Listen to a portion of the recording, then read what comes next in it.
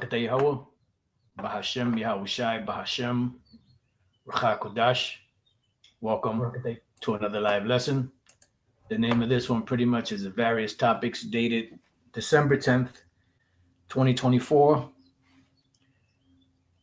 The hopeful year of Jacob's trouble. We're coming down to the ending of this year. And pretty much, everything is out on the table. The prophecies are speaking loud and clear as we see day by day. And we're just watching things play out on the scene. Now, I've been watching a series of videos this morning. And one video in particular that caught my eye was a brother from the Detroit camp, GMS Inquirer, early 2. I put his video link in the description box. His video is called "They Tested It on Prisoners." Link to video in the description box, and he has a hashtag MOTB. And pretty much it's a experimental, RFID thing that they used on prisoners. Unbeknownst to the prisoners, they were sedated. This thing was inserted. And one thing that I have to say is that Elder Pastor has been saying that for the longest, that these so-called prisoners, if they want to reduce their prison sentence, they would be offered, this micro C-hip implant, and if they got 30, 40, 50, 60 years prison or lifetime, and they can be out within a year or 6 months or whatever the case may be, you don't think they're going to jump on that? And so the brother was going into it. Like I said, you could watch the videos. I think it's 14 minutes long, 14 minutes, 14 seconds long. Very brief to the point, in and out, boom, boom, professional, inside joke. And but he mentioned this movie, which I did see a while back, called The Last Days of American Crime. And what it was a system that was going up, that all of the people that were in that area had a particular implant in them. And when they would flick this particular signal, the signal would debilitate the individuals, and that's pretty much what that micro C-hip also is a part of. It's not just, which is the MOTB, it's not just a thing of, tracking, but, or should I say, the main thing it's for, it's, buying or selling. But it is also used for tracking. It is also used, for documentation. And it is also used to control, total control, as Alex Jones told Aaron Russo when he told him about the meeting that he had with Nick Rockefeller about this device that they plan on putting in all people of the world, the citizens of the world. So by that particular micro C-hip being into people, they can, control people that way also, whether it's in the head, but most people have it in the hand because most people have functioning, body parts, so they wouldn't need the one in the head unless they're paraplegic or have limited mobility in their body, or they may have some type of debilitating, neurological disease or whatever the case may be, So if you haven't watched this movie, if you want to watch it, go watch it. It just shows you like a prelude to these things. But what caught my eye mostly was the actual video that he posted, and I went to it. It's on X, and pretty much it's about a 4 minute and some change video, and it just goes into how they put these devices into the prisoners unbeknownst to them. They sedated them and put it in there. And it pretty much is just a way of control, which brings to mind the Delgado Bull. Now, those of you that don't know about the Delgado Bull, I believe that was back in the 60s, where this individual scientist opened up the skull of a bull and messed with his frontal lobe, or whatever that the part of the brain that controls mobility and your emotions, and he had these electrodes connected to it, and then they would rouse up the bull, and as soon as the bull starts getting roused up and ready to attack, they would flick a switch and the bull would calm down. So that's pretty much what this movie is about. It also brought to mind, because it was, like I said, when they hit the signal, it was a debilitating signal that debilitated everybody, made them feel crazy. And also in that video, the dude said that that signal made certain individuals very lethargic. So some people would sleep 18, 20, 22 hours. All right. And then another movie that came to mind was the movie Cell, where the cell phones was jacking people up. Now these are based off of, science fiction and, fiction in general. But these are scenarios that these devils are putting out there, to let the world pretty much know what they plan on doing. Let's go to 2 Corinthians 2:11. You brothers already know the scripture. It says, at least Satan should get an advantage of us, for we are not ignorant of his devices. And that's why it's important to know about certain of these things, for lack of better words, that Esau is pushing in the system, so that we can be able to tie it back to prophecy, and that's the main thing, prophecy. So whatever we do, whatever we get into, the main thing is, is it edifying? Is there edification in this? For what? For the purpose of prophecy. Matter of fact, let's go and type in the word edification. And then there's another one. Let's see. Romans 15:2. Let every one of us please his neighbor for his good to edification. Let me grab this real quick, because it came to mind a little while ago, then it kind of slipped. And then it's right back. So how shy. So Ecclesiasticus right there. Let's go back. And I'm going to put this over here because I want to read all of those again. So Romans 15:2, let every one of us please his neighbor for his good to edification. And that's what it's about, edifying the body.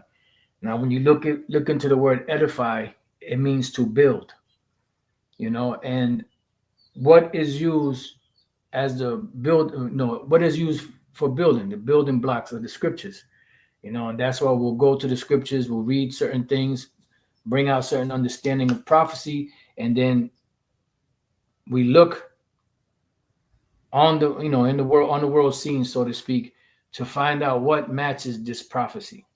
In the case of Revelation 13:16 on down, we know that it's talking about the MOTB system, which is the micro CHIP, and this whole grid that these devils are putting in place, so that it pretty much is already in place. And I was watching also the Elder Mawatazak, his video, and pretty much in his video, they were speaking about this so-called pan to the D to the Mick, right? Something or another rolling out January 21st, 2025. Now, that January 20th, that's when the president, I believe that's when he gets inaugurated. So the very next day after that, they plan on rolling something out. I mean, I don't have all the full details on it. I'm going to go back and watch the first part of the elders video so I can get more info on it. But, why that day? Why January 21st? Something very suspicious. And then 2025, because they have an agenda. They had a 2020 agenda, which they brought online with that whole pan to the dem to the ick, right? When Trump was in office at the time.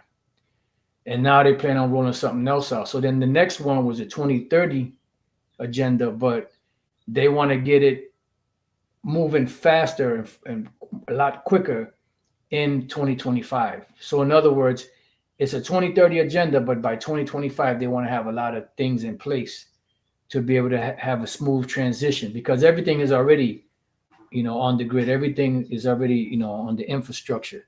So 1 Corinthians 14:3, but he that prophesies speaketh unto men to what? Edification and exhortation and comfort.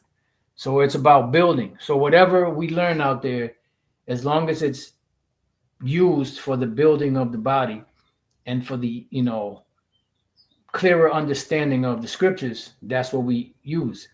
2 Corinthians 10:8. Let's see. For though I should boast somewhat more of our authority, which the Lord hath given us for edification and not for your destruction, I should not be ashamed. And this is the reason why we speak about these things ad nauseum, because it's for the edification of the body and not for their destruction. Because you have individuals out here that are leaders of camps and of groups that have a influence over their groups, but they're not teaching them the right way. They're not, giving them they're not blowing the trumpet correctly. They're blowing some crazy sounding trumpet, and then they're hitting certain points, certain notes on certain they're hitting certain key notes, which is good, but then they go off course, they go off tune. They become tone deaf when it comes to certain prophecies, and that's dangerous. 2 Corinthians 13:10. Therefore, I write these things being absent, least being present, I should use sharpness according to the power which the Lord hath given me to edification and not to destruction.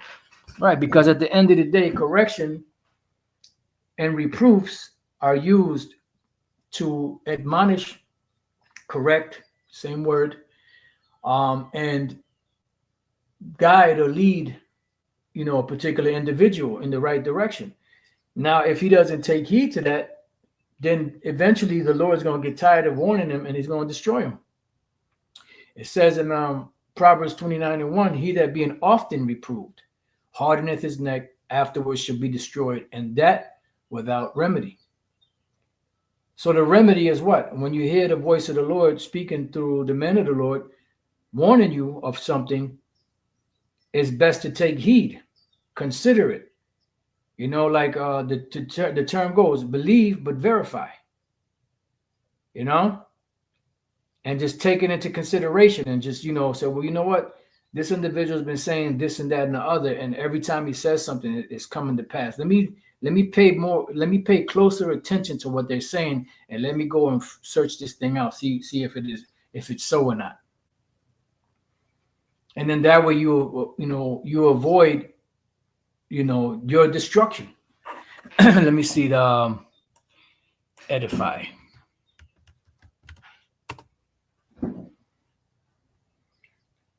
Romans 14:19.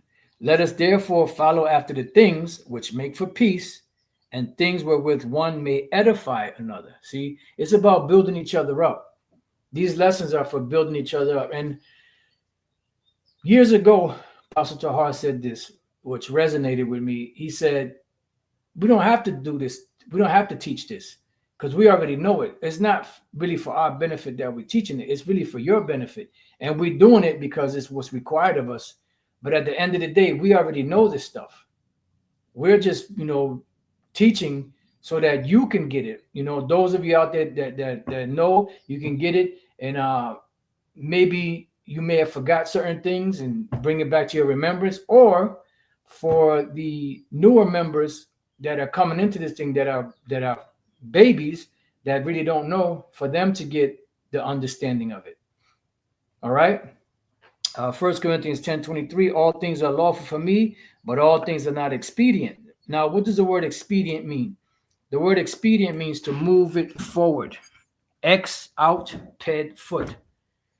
So whatever doesn't move the truth forward and helps you to grow, you discard that. That's not necessary. Some information you have, if you know it, good, but it's not beneficial to the edifying of the body. Like if you knew what color sandals King David had, did he rock the green ones with the yellow tunic, or that don't, if you know something like that, which is extreme, but if you know something that, all right, cool, but it's not used for edification. There's nothing that you could use there to edify the body. It's just information. So it says, all things are lawful for me, but all things are not expedient. All things are lawful for me, but all things edify not. And what we're supposed to be doing is using, this knowledge to edify, to build, to be able to help push the truth forward, like the word expedient. Let me read this one, and I'm gonna go to this word expedient. First Thessalonians 5:11. Wherefore comfort yourselves together and edify one another, even as also you do. Right, because you know sometimes you might know something, but the Spirit might hit a brother to say the same thing, but bring you know um, make hit a point that makes it even more profound, so to speak. And this is a way of communication, like the scripture says, seeing these things are coming, what manner should you be in all holy conversation and godliness, pretty much speaking to each other in hymns and psalms and things of this nature. Why? To keep that pot going, because Jake's attention span is very short, and if you don't keep Jake engaged, so to speak, they're gonna go off course, like the sheep, because Jake are sheep. Expedient, right? The word expedient is sum fero, sum fero. Sum is with, fero is to carry, with carrying. See, sum or sin or sim, like you have the word synagogue. I think synagogue is with, like the hierarchy or something like that, or with build. I forget the other part of it, the agog. But sim or sin or sim is with, and pharaoh is to carry. Like you have the word iosphoros, which is the Greek way of saying Lucifer, which simply means light bearer. Eos is light, pharos is to carry. Iosphoros, light carrier. So this is sumphero, is with carrying, because what this truth is supposed to do is it's a living document. So it's supposed to constantly move. It's supposed to constantly grow. It's not supposed to stay stagnant.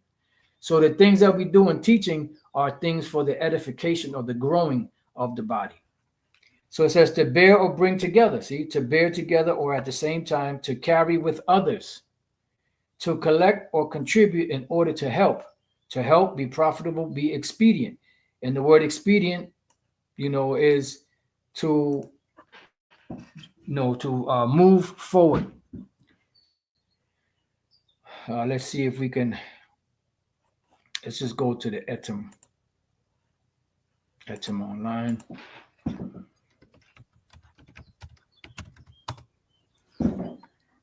Okay.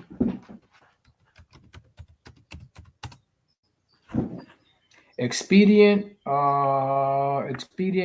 useful, beneficial, expedite. I'm trying to see if it'll just give the.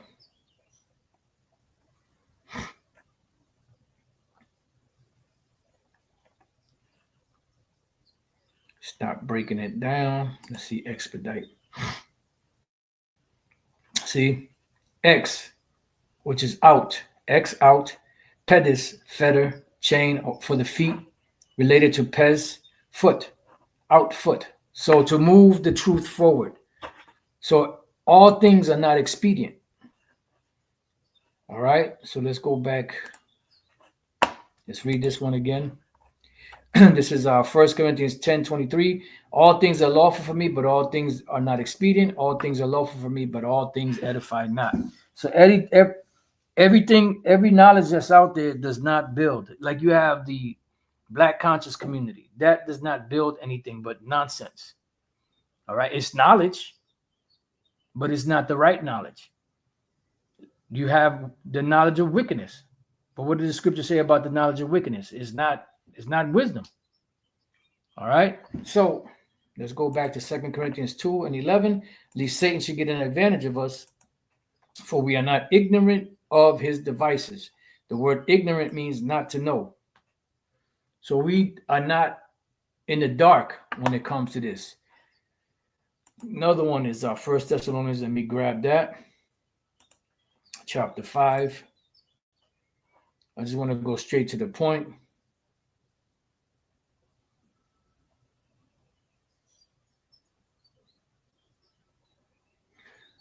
Verse 4. But ye, brethren, are not in darkness, that day should overtake you as a thief. Why? Because the Lord has our spiritual antennas up to be able to see what's going on.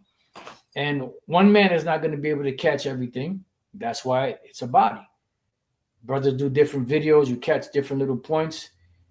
Spirit will have you run across a particular video or some information. Brother to do a lesson on it. Say, oh man, that's interesting.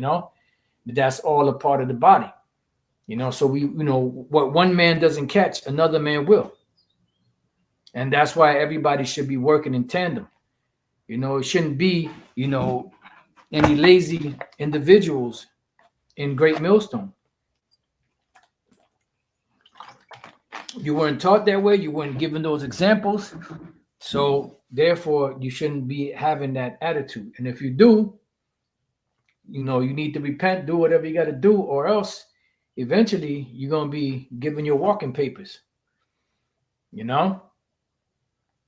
Because if you start getting too comfortable, you're going to be given your walking papers. And that's why sometimes you just got to, hey, Apostle Tar said it years ago, sometimes you got to be an asshole.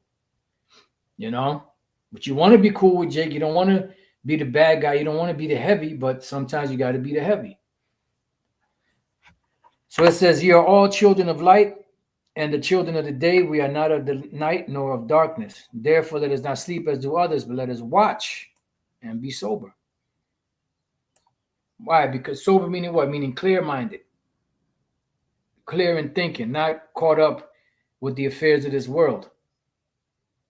Because what that's going to do is going to, put stumbling blocks in your way, and you're not going to be able to focus your attention on on the real issues, which is prophecy.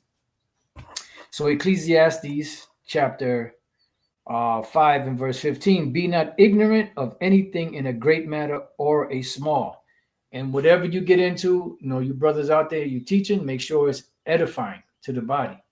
Is it something to do with the MOTB? Is it something to do with some other type of prophecy? Is it something that'll benefit the body? Is it something that brothers can use, to, enhance their knowledge in the truth? And if the answer to that is yes, then you teach it. If the answer is no, then you say, what? I know about this, that's cool, but I'm not going to do a lesson on that because it's not going to edify the body. All right? So when you get a chance, watch the brother's video. Like I said, GMS inquire early, 2. And the name of if you go to the description box, it's let's see, X. It's on X.com. The project something, and it goes into how these prisoners were implanted with this technology, unbeknownst to them. And Elder Pastor has been saying that. They're going to start by classes. You're going to have prisoners. You're going to have the military, the police. Years ago, you used to have something called the smart gun, where only the person that was connected with that gun would be able to use it. So everything that these devils are doing is making everything go in the direction of the MOTB, because the world is heading into an MOTB system. What was that? 1950 was the first time that the credit card was created. And I was thinking about that this morning because brothers put the information up. One individual was named Robert McNamara, I believe it was. It was 3 individuals all together. One dude wasn't able to pay for for the dinner because he forgot his wallet at home. So he came up with the so-called brilliant idea of, making a credit card, right? In case he leaves his wallet home. But wait a minute, don't you usually have your credit card in your wallet? But I was thinking about that this morning. So how does that work? Unless he memorizes, the credit card number. So these things have been slowly but surely being put into the system gradually. And the closer we get to them achieving their goal, the more evident it's becoming, that they're pushing their agenda even harder and harder. And now they, from 2020 and beyond, they've were able to push their agenda forward exponentially. I mean, it just kept multiplying. They were able to push within the last 4 years, almost 5 years, their agenda so far ahead as to where they were so far behind. Why? But it's because the Lord allowed them to do that, because it's time for this devil to go down. This is the book of Job, chapter 5, and verse 12. It says, he disappointed the devices of the crafty, and they have an agenda that they're putting together worldwide. That's why the scriptures say, Yahweh Shai said, that because you have kept the word of my patience, I also will keep thee from the hour of temptation, which shall come upon all the world to try them that dwell upon the earth. Why? Because it's going to be a worldwide thing. It says, so that their hands cannot perform their enterprise. What is their enterprise? Well, you go to the back of the dollar bill, right? You have something called Novus Ordo Seclorum. Let's see, back of $1 bill. Let's go to images. Let's see if we could open up. Let's see if this one will do it. There we go. If you look at here, it says annuit coeptes, which means our enterprise has been crowned with success. And what is an enterprise? Novus Ordo Seclorum, or the New World Order. So the Lord said that in Job 5, he disappointed the devices of the crafty, so that their hands cannot perform their enterprise. Let's go to the word devices. The word is mahashabah. Thought, device, plan, purpose, invention. And that's what they're planning on doing, trying to get their venture off the ground, which is an enterprise, which, let's go now to the word here. Over here it says plots, a council, a project, which is what? An agenda, purposes. So let's go back to the word enterprise. The word there is thawashayah. Thawashayah.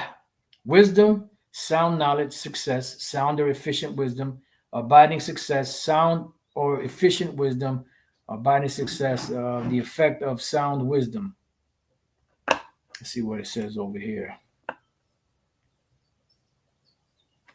A lifting up that which is erect. So basically, their establishment of their so-called New World Order.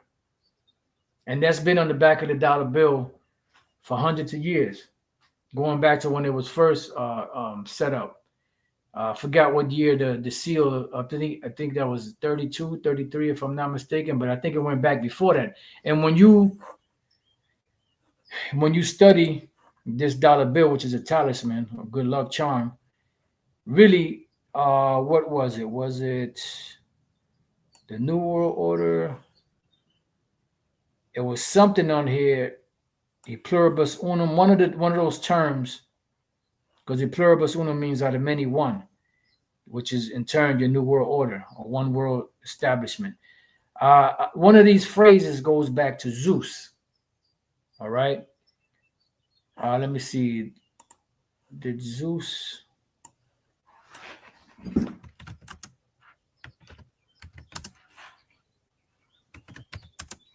I don't remember the exact,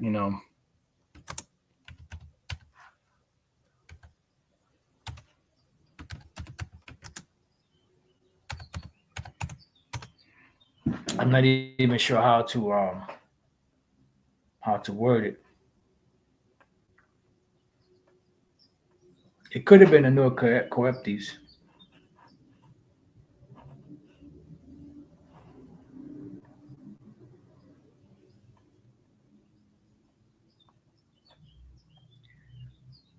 It's been a while since I've actually looked this up, so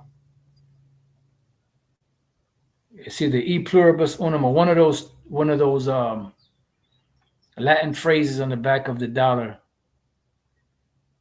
Let's see.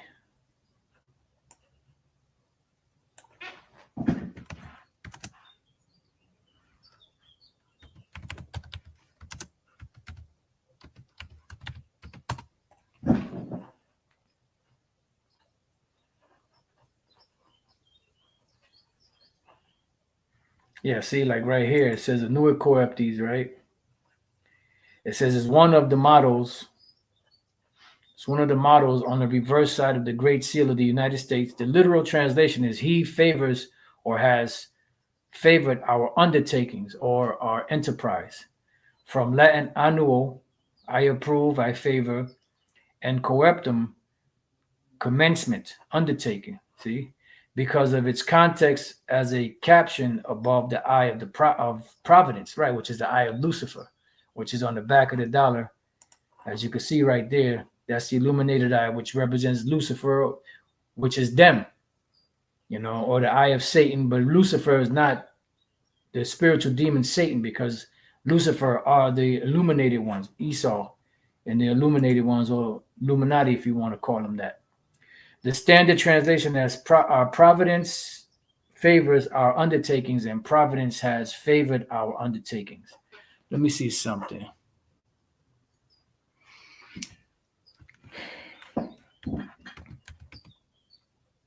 Nope, doesn't appear.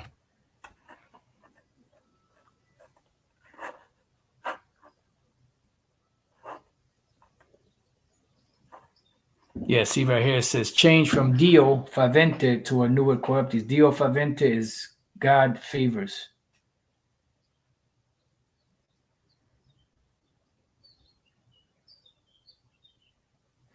You got to remember, everything that these devils do is pretty much on the witchcraft, you know. Okay, the other one is e pluribus unum. Let me see this.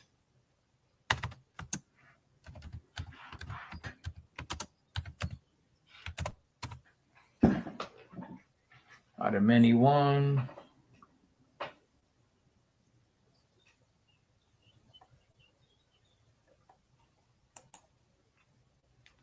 And I believe that was Obama that said that we're not a nation that says don't ask, don't tell. We're a nation of e pluribus unum, meaning out of many one. Out of many one redirects here for e pluribus unum. Out of many one.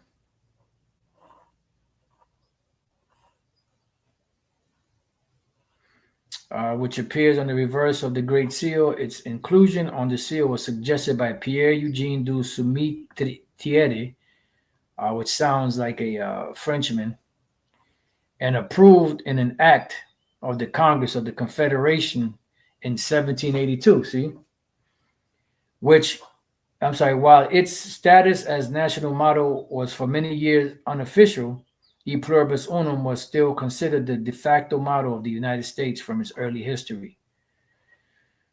Uh,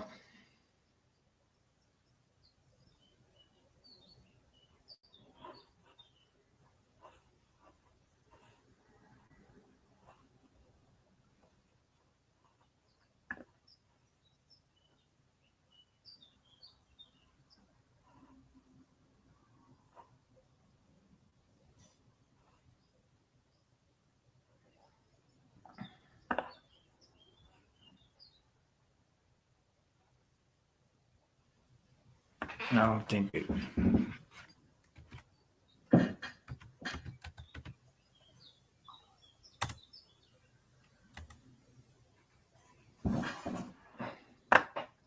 Nope. All right, so we'll leave it at that. But you get the idea, everything, this is a talisman and it's set up. It says in God we trust, but what God they talking about? Get rid of that. All right, so let's go back. So the word there is thawasha ya,